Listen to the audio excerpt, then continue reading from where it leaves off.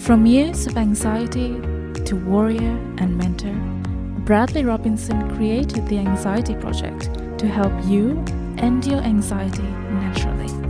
Let's mold the new you and let's end anxiety together. Hello and welcome to the Anxiety Project podcast number 58. I am your host, Brad Robinson, here with you today.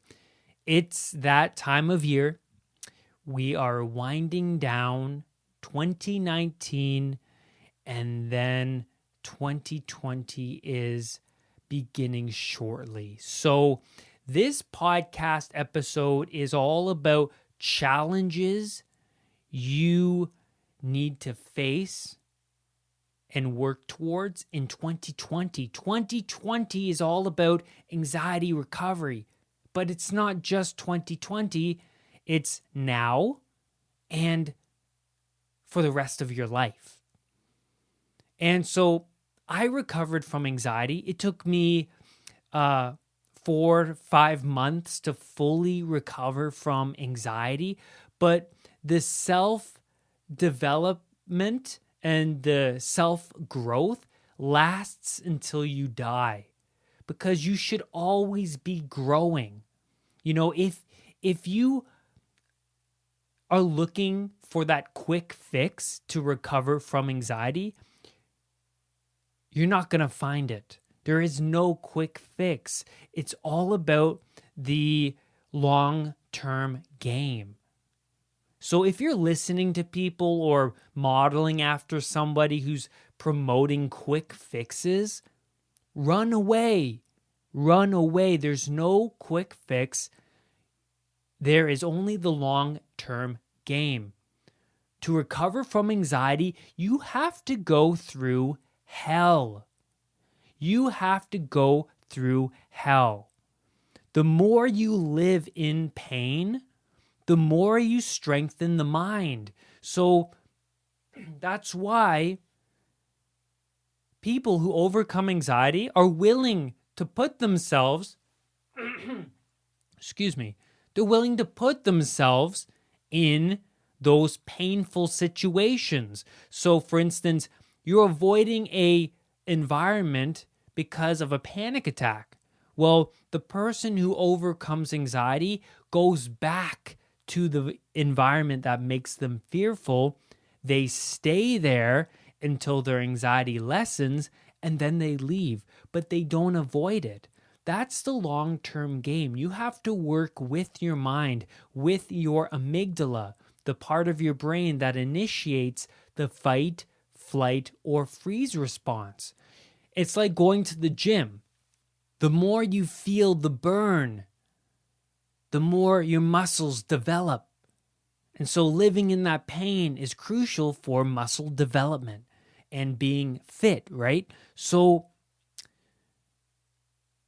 anxiety recovery is about shifting your character, yourself, practice, and play the part of someone who is empowered. Anxiety recovery is about shifting who you are, shifting your identity, right? You don't want to be that same anxious, limited being you were. You want to be someone new, empowered. You want to be a strong individual. So model after somebody who went through the same life challenge as you and who has gotten better, right? So finding those models that, those role models that push you and move you in the right direction. That's where you want to go. So you can also think of it as, how does an actor prepare for a movie role? Well, they live the part, they live that person, right? And that's what you're going to go through with anxiety recovery. You're shifting your identity, who you were to who you want to be. So you're going to be shifting your habits. You're going to be shifting what you're subjected to, like music and YouTube videos, and you're shifting your identity, and that's how you change as a person, right? How much are you willing to sacrifice in order to change? How much are you willing to sacrifice in order to move towards that ideal you? You have to choose what to sacrifice in order to reach your higher self. What are you going to sacrifice in 2020 in order to change? To overcome anxiety and health anxiety, you have to change your lifestyle. Anxiety and health anxiety accumulates when someone's life has gotten too chaotic internally, externally, or both. So now I'm going to go over the 4 challenges you need to face and change in your life to overcome anxiety and build character in 2020. Start now. Start now.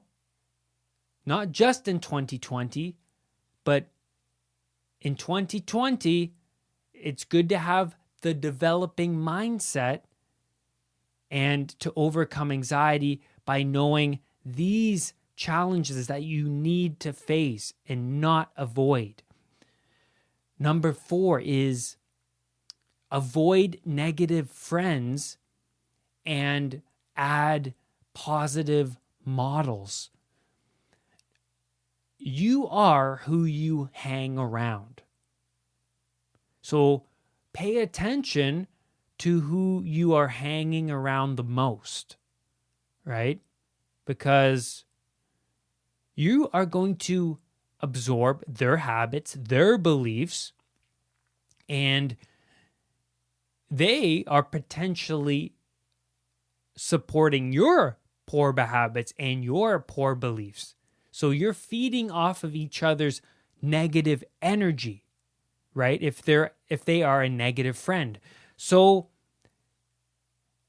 how do you know they are a negative friend? Because you've been hanging around them for so long that, it's become your way of life. Your perception is so narrow. You have a very narrow perspective, right? So how do you know they are a negative friend? Well, you have to really sit down with yourself and ask yourself these questions. What do I usually do when I am around them? What do I usually do when I am around them? Are they genuinely happy for me? And are they genuinely happy for me when something positive happens in my life? Are their habits toxic to my self-development? Ask yourself these questions. The best way to know if they are your true friends is to grow and improve yourself and notice if those friends attempt to drag you back down into old toxic habits. When you grow and improve your life, a lot of the time, those insecurities and faults in your friends become exposed. But they become exposed. So they can then grow with you, right? So you're growing as an individual. You're improving all aspects of your life. You're getting rid of old toxic habits, and you're looking for a work and a better job. You're pursuing a passion. You're trying to open your own business. You want to better your every aspect of your life. You're meditating and you're growing. You're growing as a person. So the more you grow, and change.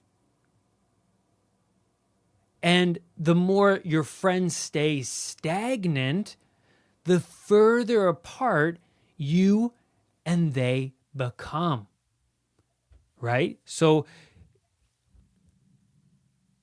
eventually, you and those negative friends will break apart completely because there will be nothing in common between you and them anymore.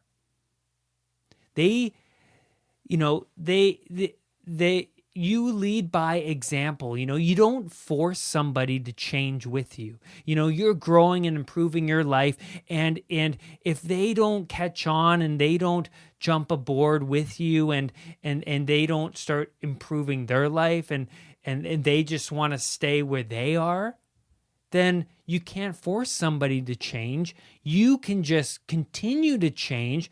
If they decide to, you know what, Brad is really improving his life. I see it in him. I see that he's improved all aspects of his life, and I want to improve my life. I can see the change in him. But if they choose to just stay in their toxic old ways and they don't want to change, then there's nothing you can do about it, because you can't force somebody to change.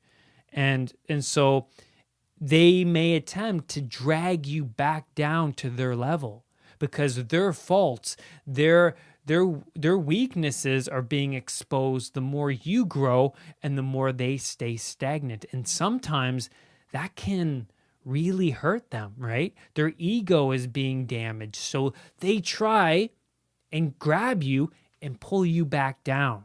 And that's the sign of a negative friend. A friend that is just going to keep you down. They are going to weigh you down and prevent you from growing. And these negative friends,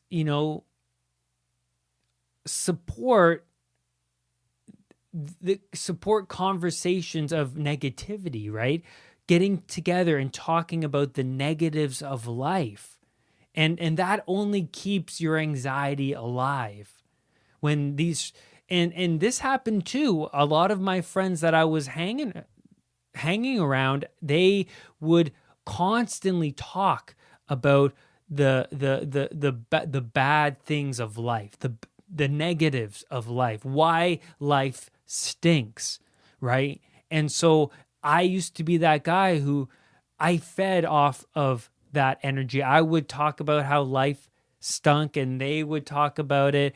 And so when I decided to grow, I knew that, I couldn't partake in that anymore. I can't just sit around and talk about how life stinks and complain all the time, because that's only going to keep your anxiety alive. Your perception of the world is just going to be so narrow. There's so many good things about this life that we're given, and we need to change and grow. And once you change and once you grow, you will see the progress and the happiness that comes with it. Because once you see yourself developing and growing, you're like, oh my God, I am such a strong person. I am so disciplined, and everything in my life is improving significantly. So negative friends will just keep you down and keep pulling you down. But when you add positive models in your life, the growth process takes over, right? You start to get motivated from these people who went through the same life challenge as you and have gotten better. So these models challenge themselves to be better than they were yesterday, and that mentality then rubs off on you. Your unconscious is always listening, so make sure it is surrounded by people who are successful and empowered. So constantly surround yourself with these types of people to grow. That rubs off on you. The more I subjected myself to these people during my recovery, the more I emulated them, right? At first, it's going to be difficult because, it seems like the bar is so high, but just subjecting yourself to these types of people, you will improve yourself unconsciously even, because your unconscious pays attention. So surround yourself with these types of people all the time. And these models, these positive models, don't always have to be in person, but on YouTube, YouTubers who are positive models, authors or podcasters, these people who talk about what they went through in their life. They overcame adversity and life challenges, and they talk about how they overcame it. And then they talk about what you need to do to sustain a strong life and to keep your mind strong and healthy. So surround yourself with these kinds of people. Remember, the more you surround yourself with these types of people and subject yourself to these videos, these podcasters, these athletes on YouTube, the more you become like them. The more you become like them. Number 3 is meditate daily. Meditation allowed me to calm the mind and body. Witnessing thoughts come and go rather than getting caught up in them. Anxiety sufferers get so sensitized to their thoughts, by the end of the day, they feel emotionally drained. Meditation allows the mind to not react so emotionally to those negative thoughts. The more emotion you put towards a negative thought, the more it sticks around and pops back up. Meditation familiarizes yourself with your body. Health anxiety sufferers lose touch with their sense of self. They feel disconnected with their bodies. Meditation loosens that strong emotional bond with that sensation a health anxiety sufferer reacts to and ruminates over. And so you can also think of it as getting rid of that label over that sensation. Instead of it being a life-threatening illness, you recognize this sensation as being a natural bodily response from your amygdala, the fight, flight, or freeze response. So meditation allows you to loosen those labels over those sensations because you become more mindful of your body and those sensations. But meditation also reduces those bodily sensations health anxiety sufferers react to. How? Well, meditation activates the parasympathetic nervous system, which is your rest and digest system. So your body starts to regulate itself normally, and thus reducing those sensations caused by the sympathetic nervous system, which is the stress response. So you will notice that when you meditate, your stress response lessens thus lessening the bodily sensations because your rest and digest system becomes activated. That's the beauty of meditation. Meditation brings you more into the present moment. You will develop more mindfulness. Maybe you'll be more mindful with your kids or your partner, your wife, your family. You'll become more in the present moment. When you become more mindful, your life will not move as fast. You will enjoy the here and now and not the destination. Number 2 is stop seeking reassurance. Huge for health anxiety sufferers. Absolutely huge. So what is reassurance seeking? Health anxiety sufferers constantly need the approval from others around them that their potentially life-threatening sensation is not, in fact, life-threatening.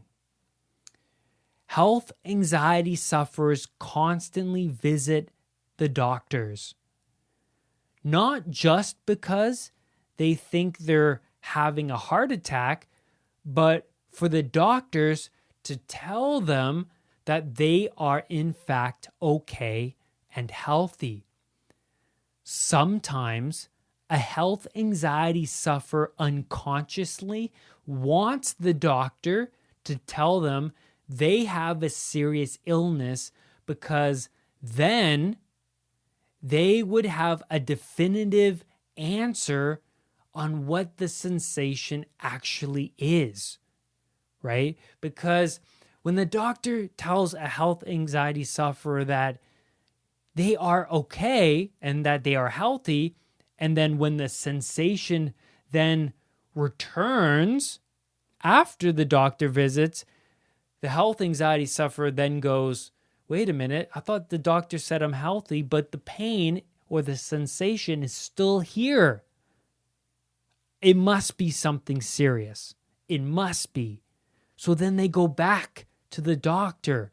And that's why health anxiety sufferers continually go to the doctor. So, but if it isn't the doctor that a health anxiety sufferer goes to, it will be close friends and family members they will go to. So this constant reassurance seeking only supports your anxiety identity. It gives the sufferer a sense of self. They also believe that if their anxiety goes away, they will lose that connection with those friends and family members made during all of those reassurance seeking, during that reassurance seeking. So they continue to seek reassurance because they formed a strong connection with those friends and those family members. So they want to keep that unconsciously. So how do you stop reassurance seeking? Well, you have to replace it with positive models, like on YouTube, podcasts, or in person that will help you grow as a person. Like I was talking about before, surrounding yourself with people who went through the same life challenge as you and have gotten better. Also, learn about anxiety. The more you know what is going on in your internal world, the more comfortable you will become in your own skin. Also, talk about the positives rather than the negatives. What good happened today, when you start shifting your words to, from reassurance seeking to about your symptoms to what actually is improving in your life, you will improve. Your internal world will improve. And challenge yourself. The more you place yourself in uncomfortable situations, the more you strengthen your confidence and your mind. And that brings us to number one. Number one is seek out challenges in 2020 and for the rest of your life. For the rest of your life, do not avoid challenges.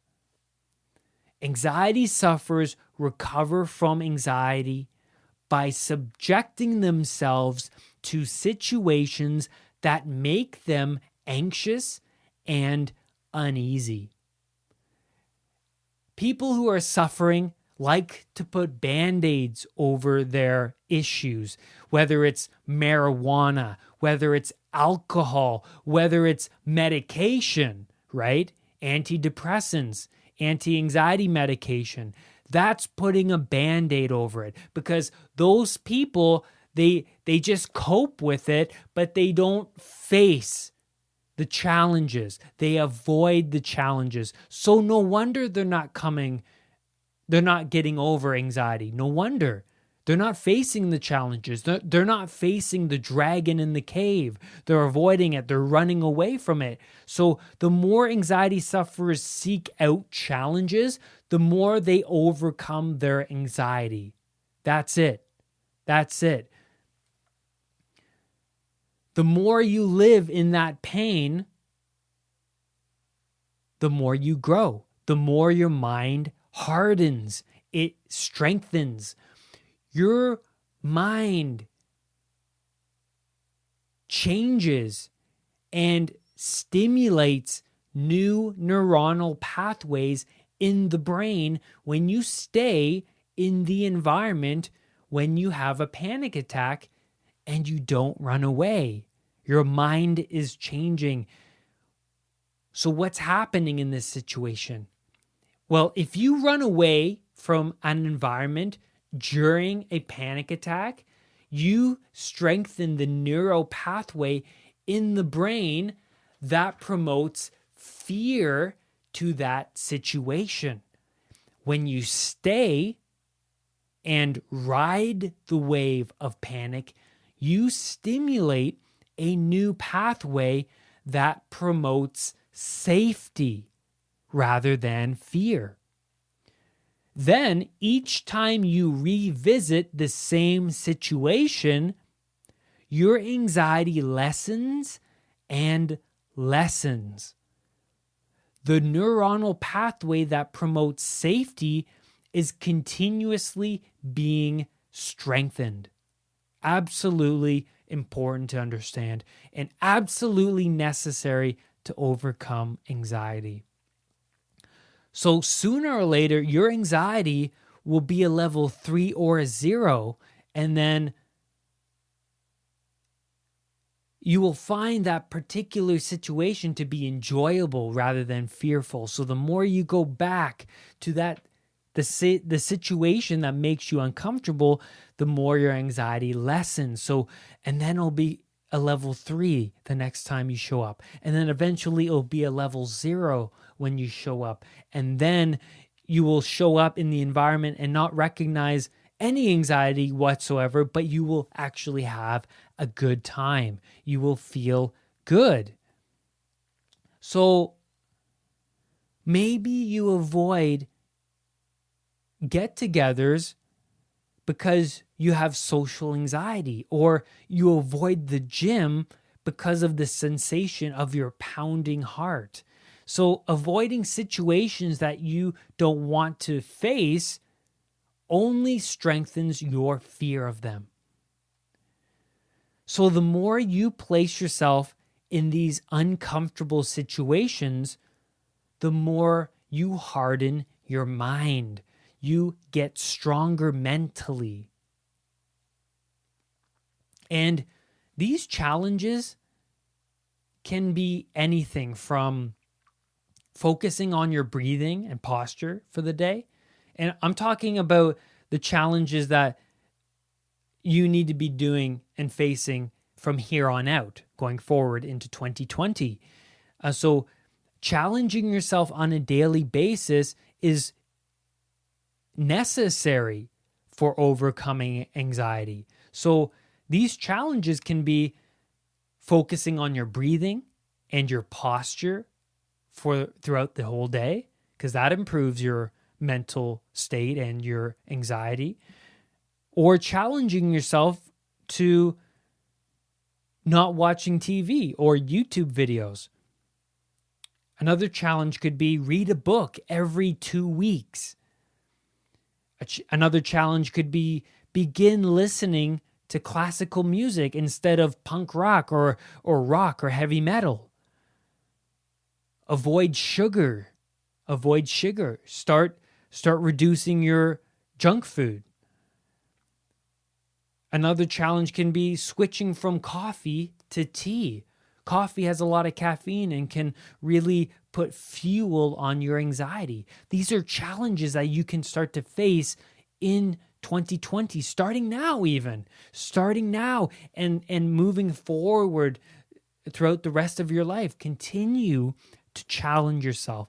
That's how you will overcome anxiety and be stronger. So when you shift your habits, you shift your identity. You start to become someone completely different. Anxiety recovery is all about moving toward the new ideal you, to prove your old self wrong.